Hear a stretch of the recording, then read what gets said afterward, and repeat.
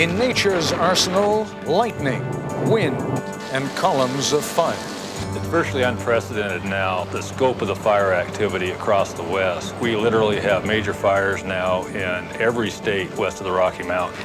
Man's weapons, axes, shovels, hoses, and water drops.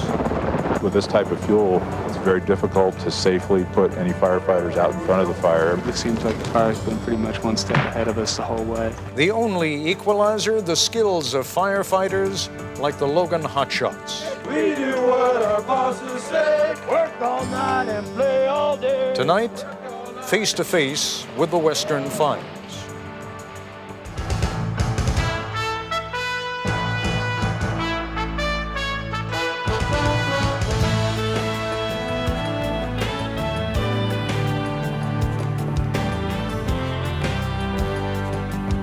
Most of this broadcast tonight will be devoted to the wildland fires, more than 60 of them raging out of control in 11 western states. A little later in the program, we'll also be turning to one of our colleagues over at the New York Times for some revealing insights on why Al Gore didn't pick any of those other names being floated for the vice presidential nomination. But first, the fires. President Clinton today took a helicopter tour over parts of Idaho where some of the worst fires are raging, and he used that occasion to release some $150 million in federal funds to help the 25,000 men and women, civilian and military, who are trying to bring the fires under control. This has been a particularly rough year. Drought conditions and thousands of lightning strikes have started close to 64,000 separate fires, destroying more than 4 million acres. It's already costing the federal government about $15 million a day to try to bring those fires under control. In a sense, though, numbers, costs, raw statistics are the least effective way to communicate the force and the danger of just one wildland blaze. We're going to take you out tonight with one of the nation's elite forest fire fighting units, the Hotshots, as they call themselves. When you hear them talking about snags, incidentally, they're referring to one of their greatest fears, a standing tree that looks alive, but that's been hollowed out by fire, that can fall and crush firefighters without warning. The unit we're with is fighting the Bergdorf Junction fire near McCall, Idaho. The Logan Hotshots took off this morning and are heading south through Division Sierra to complete this line, which will secure, for the moment anyhow, the township of Warren and the township of Sesesh. Logan Hotshots, it's made up of 20 men and women. Their primary duty is to fight wildland fires, forest fires, range fires, things like that. We work in the greatest office around. Look at our cubicle here. We got trees all around us. You're in God's country. I like it. It's fun. Why? It's just something that most people don't ever get to do. It's exciting. It's a challenge.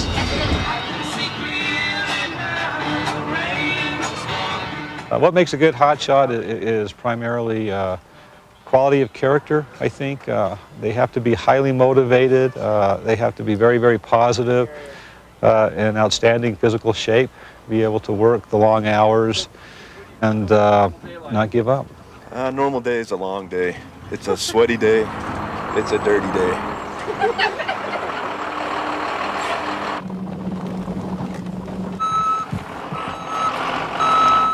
Today it's going to be a saw show. Basically, we've got two type of crews that are going to be kind of following behind, and they're going to be slamming in hand line behind what we're doing here. A lot of falling, a lot of snags. You guys know the drill. You've been here before and you know what can happen.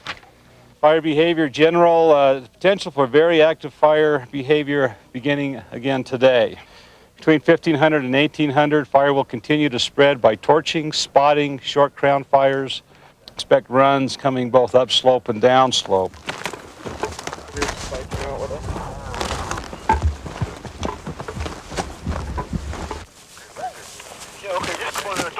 This is definitely hotshot country. Looking down into this. This is when my knees tell me it's hotshot country. Air attack, Division Sierra. Yeah.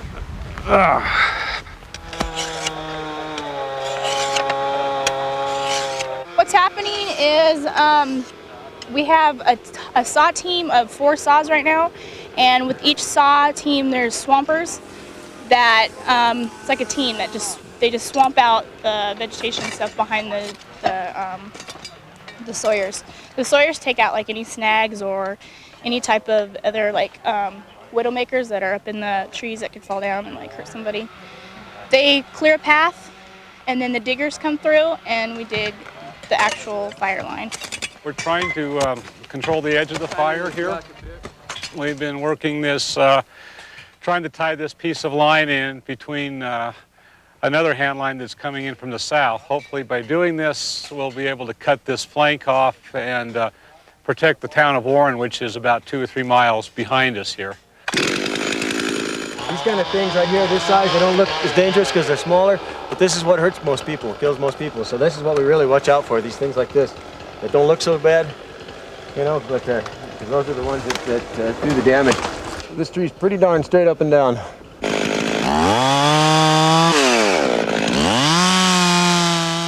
This thing hanging in, it's got a good chance of coming back on us, okay? So heads up, if it does, it'll go probably right through there below you.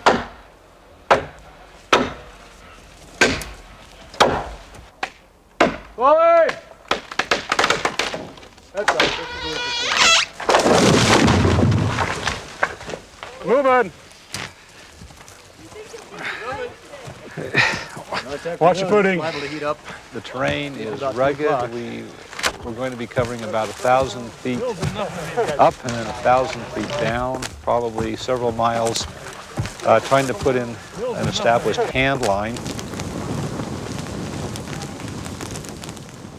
This is what we were talking about. We said there are a lot of spots around here. This area, the fire is, it's kind of come over the edge and then it's just dropped spots all through here.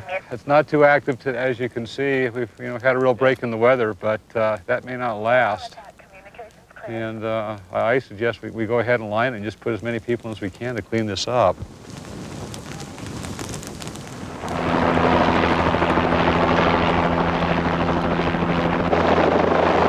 We could use some 15 cases of rations, batteries, and saw gas. 15 gallons of saw gas, 51, and 10 gallons of bar oil. What kind of cuisine do you prefer? Italian, Mexican, American? It's like Christmas. Just peel open like that. Here's your chow mein noodles. Oh, this is a scored pound cake. Orange, that's good. That's trade material. A lot of times when we get up here by ourselves, we'll trade out stuff like this. What are you having? Chicken with, who knows? Chicken. It's a challenging life. I think it's a courageous life. It's not a typical job that you walk off the street and get involved in. I fell into a ring of fire. The folks who get involved with the program are very proud. They're good to be here. They tend to be just very, very outstanding young people. And it burns, burns, burns, a ring of fire, a ring of fire. When we come back, the Hotshots face the aches and pains of another morning and another day on the fire line.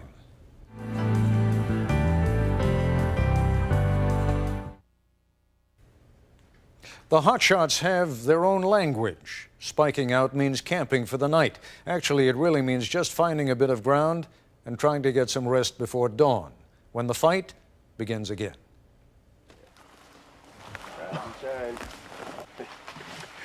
Morning, John.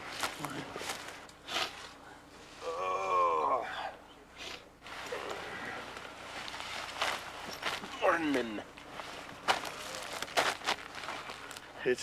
It's the best part of the day. Yeah. Yoga will work. Get everything moving again. That's pretty good. Feet up. Right here's a good spot. That's where I am. You gotta be a happy person to enjoy this job most of the time. I think most hotshots enjoy their job. Otherwise, they don't last too long. You guys want to know? Come over here and I'll show you.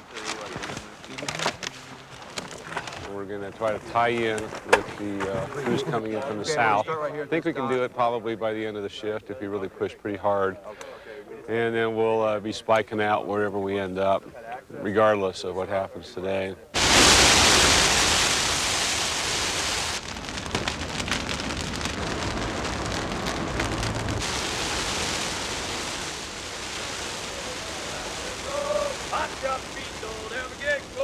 Hotshot feet don't ever get cold. We do what our bosses say. We do what our bosses say. Work all night and play all day. Work all night and play all day.